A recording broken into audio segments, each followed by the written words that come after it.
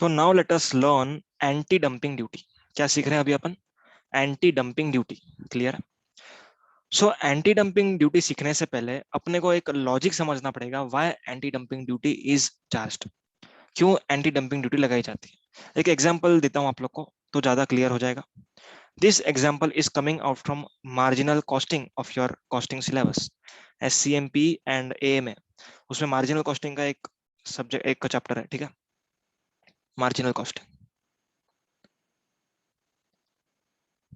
देखो यहाँ पर जो फॉर्मूला लिखा है ना, ये फॉर्मूला बाहर करने की कोई जरूरत ही नहीं। इट इज माई प्रॉमिस कि आप ये एग्जाम्पल को एंड ये एक्सप्लेनेशन को ठीक से सुनेंगे, ठीक है, आने वाले 20-25 मिनट के लिए, then it would be totally clear, पूरा क्लियर हो जाएगा, आपको फॉर्मूला रटने की जरूरत ही नहीं पड़ेगी। ठीक है, स्टार्ट करता हूँ। मान के चलो यूएस है, okay. US has manufactured 1 lakh units, 1 lakh units for sale in its country. अपने कंट्री में बेचने के लिए 1 लाख यूनिट्स का उन्होंने मैन्युफैक्चरिंग किया, प्रोडक्शन किया, ओके। अब मैन्युफैक्चरिंग किया, प्रोडक्शन किया, सब किया अच्छे से। Selling price is ₹200। एग्जाम्पल है, selling price is ₹200। Variable cost supposedly it is से ₹80। ओके, सो कहना है कॉन्ट्रीब्यूशन इज रुपीज कितना आएगा? 120। Clear? 120 is the contribution. Next, अब ये कॉन्ट्रीब्यूशन 120 आ गया। अब अपन क्या करते हैं? अब ध्यान से सुनना, 70,000 यूनिट्स वेर सोल्ड। कितना कितना बिक गया? 70,000 यूनिट्स उन्होंने बेच दिया अपने देश में। बहुत अच्छी बात है, बेच दिया, अच्छी बात है। तो into 70,000। Clear? So total contribution is how much? Come on, total contribution is से 84 lakhs। ओके, अब यहाँ पर कॉन्ट्रीब्यूशन के बाद अपन क्या माइनस करते हैं? कहना है फिक्स कॉस्ट माइनस करते हैं, यस और no? Minus fix cost, 30 lakhs is the fix cost, example है। So how much would be the total profit? कहना है 54 lakhs। ओके, तो ये आप लोग को कॉस्ट शीट समझ में आई होगी, मार्जिनल कॉस्टिंग के हिसाब से मैंने बनाई है। अब यूएस में जो चीज बनी है, वो यूएस में 70,000 क्वांटिटी बिक गई है। बची कितनी? जवाब दो, बची कितनी? बोलो। 30,000 बची है, ओके। अब यूएस का जो मैन्युफैक्चरर है, वो क्या बोलता है? मैं इस 30,000 को इंडिया में बेचना चाहूंगा एट रिड्यूस्ड कॉस्ट, क्योंकि मेरा का पूरा जो प्रॉफिट है वो पूरा रिकवर हो चुका है यूएस से। अब यूएस में डिमांड ही नहीं है। 70,000 गुड्स बेचने बेचने के बाद कुछ डिमांड बची ही नहीं यूएस में।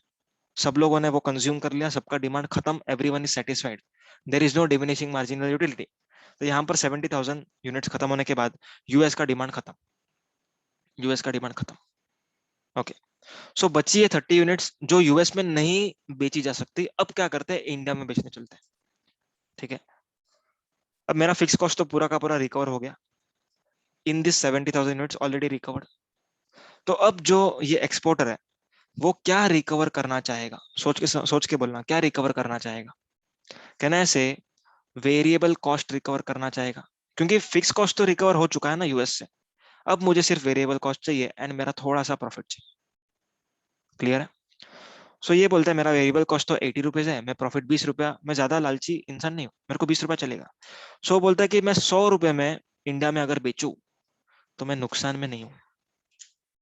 रिलेवेंट कॉस्टिंग, रिलेवेंट कॉस्टिंग याद करो। क्या कहा इधर? 80 जो वेरिएबल कॉस्ट है उतना तो लगेगा ना मेरे को। 30,000 बनाया मैंने 30,000 यूनिट, तो उसके लिए ₹80 तो वेरिएबल कॉस्ट है, वो तो मैं रिकवर करूंगा इंडियन से, प्लस ₹20 का मेरे को प्रॉफिट चाहिए, बस, ज्यादा कुछ नहीं है। So I am ready to export this item at ₹100। I am ready to export this item at ₹100। अब क्वेश्चन ये अराइज होता है कि ये आइटम कितने में एक्सपोर्ट करना चाहिए था? ये आइटम कितने में एक्सपोर्ट करना चाहिए था? अब मैं कुछ आप लोग को एडजस्टमेंट दे रहा हूं, नोट कर लो। बुक में सब लोग लिखो ये एग्जांपल्स, ठीक है, साथ साथ में। First note is local sales commission, local sales commission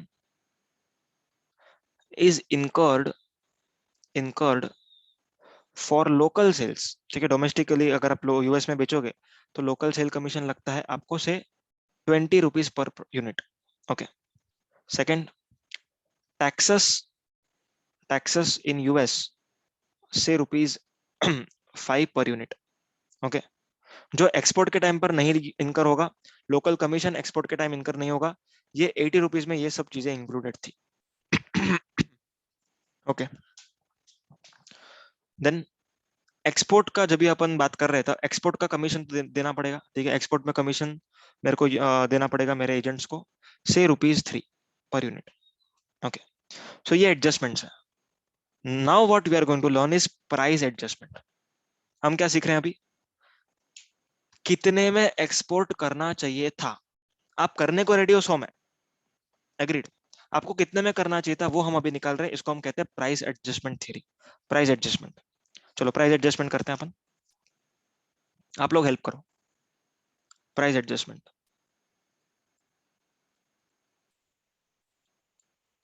locally 200 में बिक रहा है। ओके, अब अगर लोकल सेल हम नहीं कर रहे हैं तो लोकल कमीशन भी नहीं लगेगा। सो कहने से मेरा एक्सपोर्ट का प्राइस उतने से कम होना चाहिए। सो यहाँ पर 20 रुपीज मेरा कम हो जाएगा, क्योंकि मेरा लोकल सेल पे जो कमीशन लगता है वो एक्सपोर्ट पर नहीं लगेगा। क्लियर है। सो 20 रुपए से मेरा कॉस्टिंग कम हो जाएगा, 20 रुपए से मेरा प्राइस कम हो जाएगा। टैक्सेस इन यूएस, अगर लोकली बेचा होता तो 5 रुपए टैक्स भरना पड़ता, लोकली नहीं बेच रहा हूँ तो मुझे फायदा हो रहा है। यस और नो, समझ में आ रहा है क्या। लोकली अगर मैं बेचता तो मुझे 5 रुपए टैक्स देना होता ना, तो यहाँ पर टैक्स नहीं देना पड़ेगा, तो मेरा प्राइस कम होना चाहिए। अग्री ना, प्राइस कम होना चाहिए, क्योंकि टैक्स नहीं लग रहा तो प्राइस कम हो जाएगा। एक्सपोर्ट कमीशन, अब लोकल सेल के टाइम पर मेरे को एक्सपोर्ट कमीशन नहीं देना पड़ रहा था, पर एक्सपोर्ट के टाइम देना पड़ेगा, तो 3 रुपए से मेरा प्राइस बढ़ जाएगा। Clear. So my total price जिसपे मेरे को एक्सपोर्ट करना चाहिए था वो कितना है, चेक करो। 200 माइनस 25 प्लस 3, 178। बैर मिनिमम 178 में तो आपको एक्सपोर्ट करना चाहिए था, पर आप कितने में कर रहे हो, 100 में। So this difference between 178 and 100 is called as margin of dumping. इसको कहते हैं अपन मार्जिन ऑफ डंपिंग। समझ में आ रहा है अच्छे से। मार्जिन ऑफ डंपिंग मतलब जितने पे एक्सपोर्ट करना चाहिए था, that is called as normal selling price minus export price, 100 रुपया। ठीक है, so margin of dumping is 78 rupees. So क्या 78 रुपीज का अपन एंटी डंपिंग ड्यूटी लगा दें क्या? Answer is no. पहले चेक करना होगा कि 78 रुपीज के डिफरेंस की वजह से इंडियन इंडस्ट्री को कितना इंपैक्ट पड़ रहा है। अगर मान लो 78 का डिफरेंस है, पर Indian industry is affected only till ₹50, Indian industry को खाली 50 रुपए का धक्का लग रहा है, तो सिर्फ 50 रुपए लगाएंगे। पर अभी आगे चेक करते हैं अपन, इधर तक समझ में आया। ओके, आगे मान के चलो कि ये आइटम जो है वो इंडिया में 180 में बिकती है। कितने में बिकती है, 180 में। इंडियन मार्केट में जो प्राइस है, Indian price in its local market is 180, 180 में ये बिकती है। ठीक है, क्लियर है। हम्म, अब आगे सुनना। ये एक्सपोर्ट जो भी कर रहा है इंसान 100 रुपए में, 100 रुपए में एक्सपोर्ट कर रहा है, करना चाहिए था 178 में, 100 रुपए में एक्सपोर्ट कर रहा है। अब 100 रुपए की चीज इंडिया में पहुंचते पहुंचते इंश्योरेंस लगेगा, फ्रेट लगेगा, हैंडलिंग लगेगा, जो भी अदर अदर चार्जेस लगेगा, सब कुछ लगेगा, एंड पूरा का पूरा मिला करके फाइनल वैल्यू बनती है अपनी 125। So this 125 is called as landed value. क्या कहते हैं आप इसको, landed cost. Landed cost, is that clear. So जो लैंडेड कॉस्ट है दैट इज 125, मतलब इंडिया में लैंड हुआ 125 पर। ठीक है,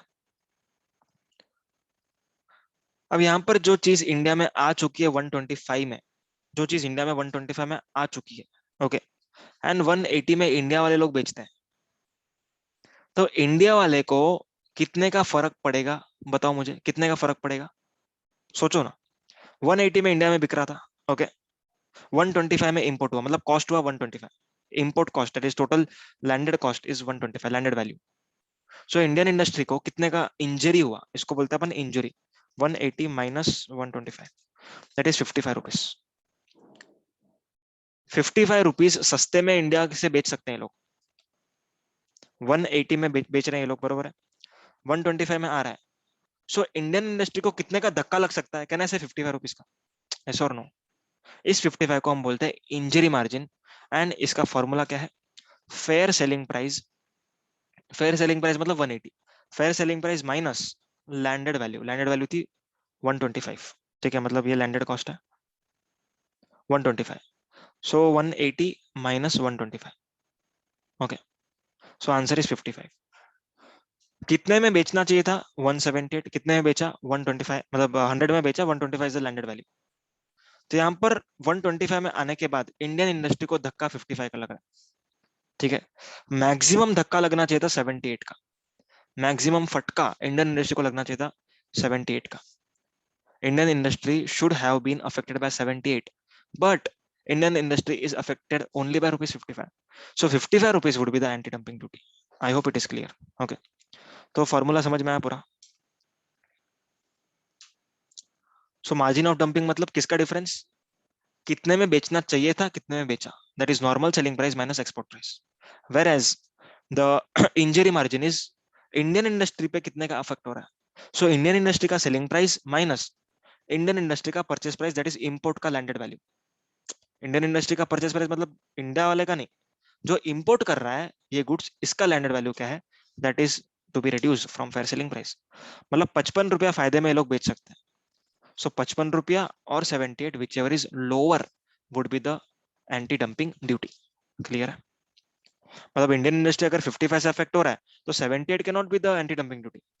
अगर 78 एंटी डंपिंग ड्यूटी हो गई तो ये तो गुड्स का कॉस्ट और बढ़ जाएगा, मतलब 125 प्लस 78, अगर समझो एंटी डंपिंग ड्यूटी लगा दी तो कितना हो जाएगा?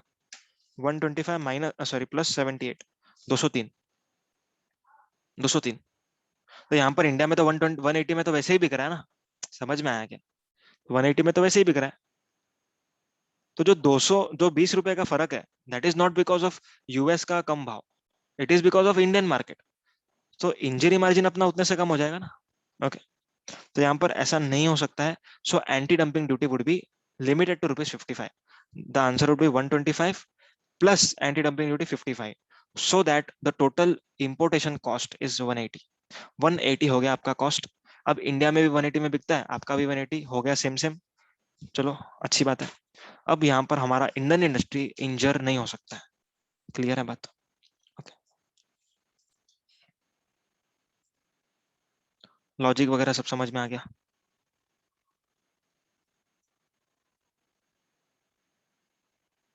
अब लैंडेड वैल्यू का ना यहाँ पर डेफिनेशन है, landed value means accessible value plus BCD plus social welfare surcharge. मतलब इन शॉर्ट जिसका क्रेडिट नहीं मिलता उसको ऐड करेंगे अपन। आईजीएसटी का क्रेडिट मिलता है, इसके लिए आईजीएसटी यहाँ पर ऐड नहीं किया गया। तो landed value is nothing but accessible value plus BCD plus social welfare surcharge. अब यहाँ पर अपन कुछ कंडीशंस वगैरह चेक कर लेते हैं। Circumstances when it can be levied, answer is when the export price of a product imported into India is less than the normal value of like article sold in the domestic market of the exporter। मतलब US में जो बिक रहा है वो से 200 रुपया था अपने केस में, ओके, इंडिया में बेचना चाह रहे हैं वो 100 रुपए में, तो इसको हम कहते हैं dumping. If such dumping causes or threatens to cause material injury to the domestic industry, then only anti dumping duty can be levied। Provision, provision क्या बोलता है? हम एंटी डंपिंग ड्यूटी लगा सकते हैं but it should not exceed the margin of dumping. मतलब maximum anti dumping duty can be of margin of dumping. मतलब अपने केस में 78 से ज्यादा का आप लोग एंटी डंपिंग ड्यूटी नहीं लगा सकते, that is the upper limit. But upper limit तक लगाना है क्या? नहीं, पहले चेक करना है कि इंजरी कितना हो रहा है। If injury is less than ₹78, then the anti dumping duty would be levied less than 78। Clear? Next is जो कुछ भी रूल्स वगैरह होंगे वो सारे के सारे एंटी डंपिंग ड्यूटी के लिए भी सेम के सेम लगेंगे। कंप्यूटेशन अपन ने बहुत अच्छे से देख लिया है, वो वापस से मैं नहीं बता रहा हूँ। नेक्स्ट इज एक्सपोर्ट प्राइस का मीनिंग। अपने इसमें क्या था? 100। अब वो 100 कैसे डिटरमाइन किया वो देखो। In relation to article means the price of an article exported from exporting country to the territory. मतलब यूएस से इंडिया में आने का कॉस्ट, उसको हम प्राइस उसको हम बोलेंगे export price. Constructed export price in cases where no export price or export price is unreliable because of association of or compensatory agreement between exporter and importer or third party, the export price may be constructed at price at which imported articles are first resold to an independent buyer। मतलब अगर जो price पे आप बेच रहे हो उसको हम भरोसा नहीं कर सकते, इट इज अनरिलायबल, देन आप लोग को unrelated buyer, that is we can say price is the sole consideration and unrelated buyer, उस प्राइस को अपने को देना पड़ेगा for the purpose of determining export price. ठीक है, next, in case where article is not resold to independent buyer or not resold in condition as imported, मतलब जैसा यूएस में बिक रहा है वैसा इंडिया में नहीं बिक रहा, या तो फिर इंडिया में कोई दूसरा इंडिपेंडेंट बायर नहीं, ऐसे केस में आपको रीजनेबल बेसिस के हिसाब से आपको एक्सपोर्ट प्राइस डिटरमाइन करना पड़ेगा। नेक्स्ट इज नॉर्मल वैल्यू, मतलब इंडिया में जो 180 में बिक रहा था ना, सॉरी अपना इंडिया में नहीं, यूएस में जो नॉर्मल वैल्यू पे बिक रहा है 200 रुपया, वो 200 रुपये के बारे में हम यहाँ पर बात कर रहे हैं। Okay, comparable selling price in the ordinary course of trade for like article when destined for consumption in the exporting country, मतलब यूएस में कंज्यूम करने के लिए जो भी प्राइस होगा selling price, that is called as 200, that is called as normal value. When no articles are sold in exporting country, US में आप ये प्रोडक्ट अगर बेचते ही नहीं हो तो कैसे ढूंढेंगे, देन कंपेरेबल प्राइस से ढूंढेंगे। ओके, कॉस्ट ऑफ प्रोडक्शन, उसमें सब प्रॉफिट मार्जिन ऐड करेंगे, एक्सपेंसेस ऐड करेंगे एंड देन लेकर आएंगे। ठीक है, next is injury margin. Injury margin मतलब डिफरेंस, डिफरेंस किसका, fair selling price and landed cost. ठीक है, फेयर सेलिंग प्राइस मतलब इंडिया में बेचने का भाव, लैंडेड कॉस्ट मतलब वो इंपोर्ट जो हुआ है उसका landed price, that is assessable value plus PCD plus SWS. Circumvention, circumvention जो अपन ने सीवीडी में सीखा वही है इधर भी। ठीक है, सेम है, कुछ भी अलग नहीं है। प्रोविजनल लेवी, प्रोविजनल लेवी लग सकती है 6 महीने के लिए। ठीक है, मतलब जब तक एंटी डंपिंग का रेट फिक्स नहीं होता तब तक के लिए अपन 6 महीने के लिए कुछ भी प्रोविजनल बेसिस पर लगा सकते हैं। रेट्रोस्पेक्टिव लेवी 90 डेज, मतलब पिछले 90 डेज के इंपोर्ट पर भी एंटी डंपिंग ड्यूटी लगाई जा सकती है। पीरियड ऑफ लेवी 5 साल के लिए लग सकती है, 5 साल का एक्सटेंशन पॉसिबल। यहाँ पर भी एडीडी नहीं लगेगा if it is imported by 100% EOU, यहाँ पर एसईजेड की बात नहीं की गई। Here they have not talk about SEZ, यहाँ पर सिर्फ 100% ईओयू लिखा है। ठीक है, however if they sell in DTA, अगर ईओयू डीटीए में बेचेगा तो एंटी डंपिंग ड्यूटी लगेगा। लॉजिक सेम जो सीवीडी में लॉजिक सिखाया था कि अगर इंडिया ने इंपोर्ट किया, ओके एक बार वापस से लॉजिक बताता हूँ। If Indian entity has imported, समझो ये इंडिया है, ये यूएस है, ओके ये इंडिया का ईओयू यूनिट है। ठीक है, यहाँ पर ये 100 रुपए में, दैट इज मतलब 125 इसके लैंडिंग कॉस्ट हो जाएगा, 125 में इंपोर्ट की। ठीक है, अगर इंडियन इंडस्ट्री में अगर ये बेचेगा तो 180 में बेच रहा है ना, पर ये इंडिया में बेचने का इसका इरादा ही नहीं है, 125 में आया, इसको एक्सपोर्ट ही करना है वापस। ओके, तो 125 में अगर इसको आ रहा है तो अच्छी बात है ना, एक्सपोर्ट का प्राइस भी कम हो जाएगा, तो एक्सपोर्ट प्राइस कम तो डिमांड ज्यादा, तो एक्सपोर्ट मार्केट में डिमांड बढ़ जाएगी। सो जब भी ईओयू इंपोर्ट करते हैं तब उसके इसमें अपन एडीडी नहीं लगाते, समझ में आई ये बात, क्योंकि एक्सपोर्ट ओरिएंटेड यूनिट का मेन काम क्या है, एक्सपोर्ट करना। अगर एक्सपोर्ट करने के लिए हम इंपोर्ट पे एडीडी लगा देंगे तो इसका प्राइसिंग बढ़ जाएगा, इसका प्राइसिंग बढ़ जाएगा तो एक्सपोर्ट प्राइस बढ़ जाएगा, एक्सपोर्ट प्राइस बढ़ जाएगा तो एक्सपोर्ट मार्केट में डिमांड कम हो जाएगी इसके लिए। Next, refund in certain cases, अगर प्रोविजनल लेवी में आपने ज्यादा भर दिया और बाद में पता चला कि आपको इतना नहीं भरना चाहिए था तो आपको गवर्नमेंट रिफंड दे देगी। ठीक है, यहाँ पर एक्सपोर्टर भी प्रूव कर सकता है कि मेरे इसमें इतना एंटी डंपिंग नहीं हो रहा। ठीक है, और एक बात, अगर इंडियन इंडस्ट्री इंजरी नहीं हो रहा है, इंडियन इंडस्ट्री को कोई इंजरी नहीं हो रहा है, ठीक है, if Indian industry is not injured because of this price, तो कोई एडी नहीं लगाई जाएगी। एग्जाम्पल, यही एग्जाम्पल को कंटिन्यू करता हूँ।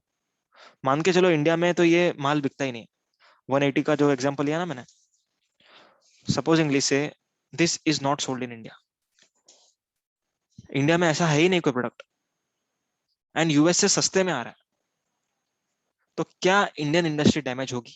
No, Indian industry would not be damage because industry है ही नहीं, इंडस्ट्री है ही नहीं, अगर इंडस्ट्री होगी तो डैमेज होगी ना।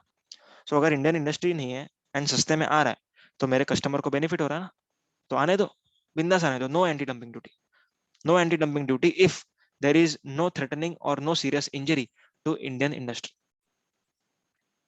आगे बढ़ते हैं।